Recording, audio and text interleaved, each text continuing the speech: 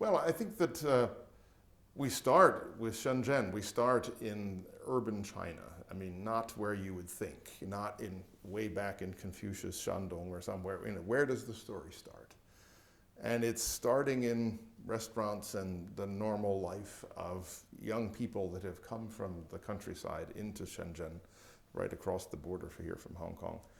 And what's going on in their lives, and how are they making decisions, and how do they understand themselves in some moral universe.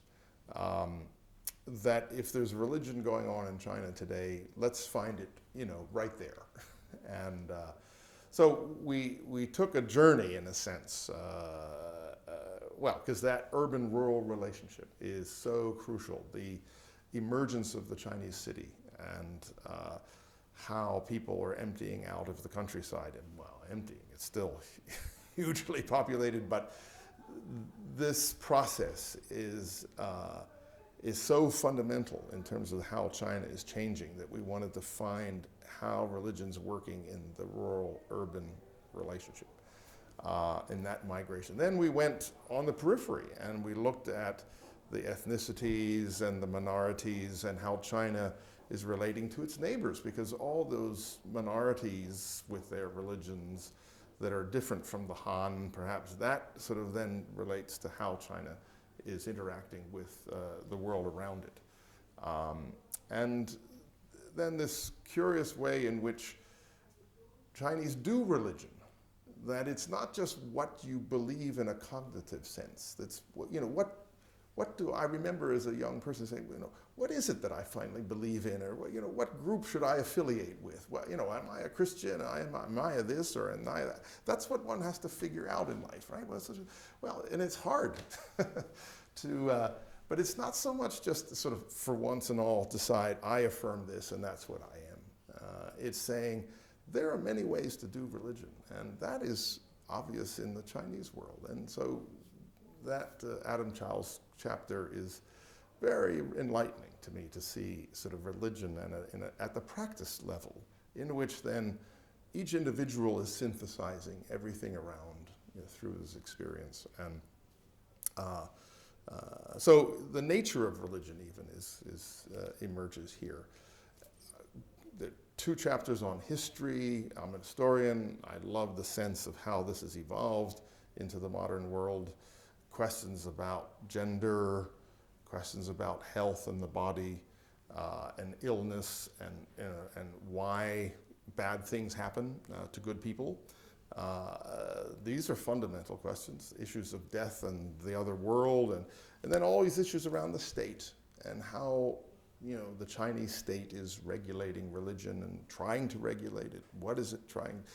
Affirming the integrative and the cohesive dimension of religion, but at the same time wary of the organizations that are created by religion that might be counterpoints to their power.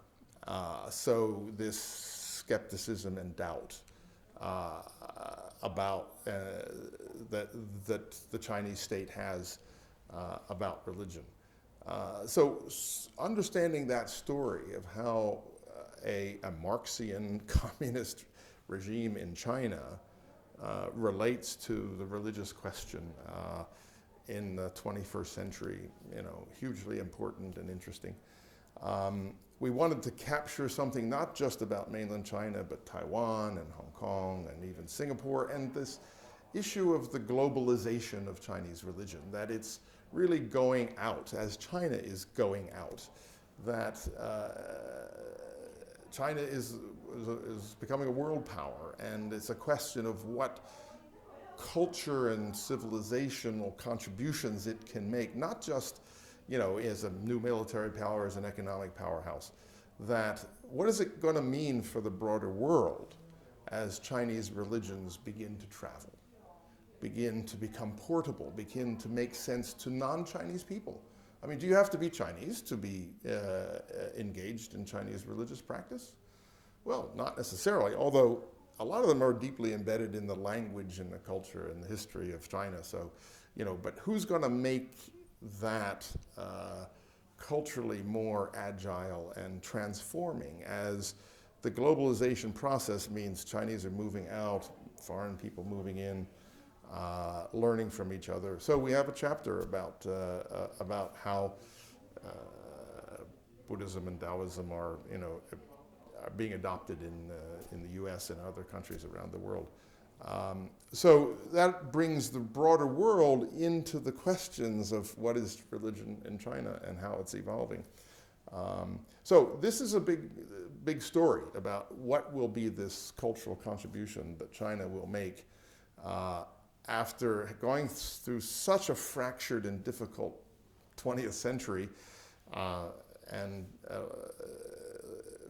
finding a role for itself politically, economically, but culturally in the broader world. And I think the world can benefit enormously from that cultural contribution and needs to pay attention, needs to listen to say, as Chinese formulate what's important not just for themselves, but what do they have to offer the rest of the world.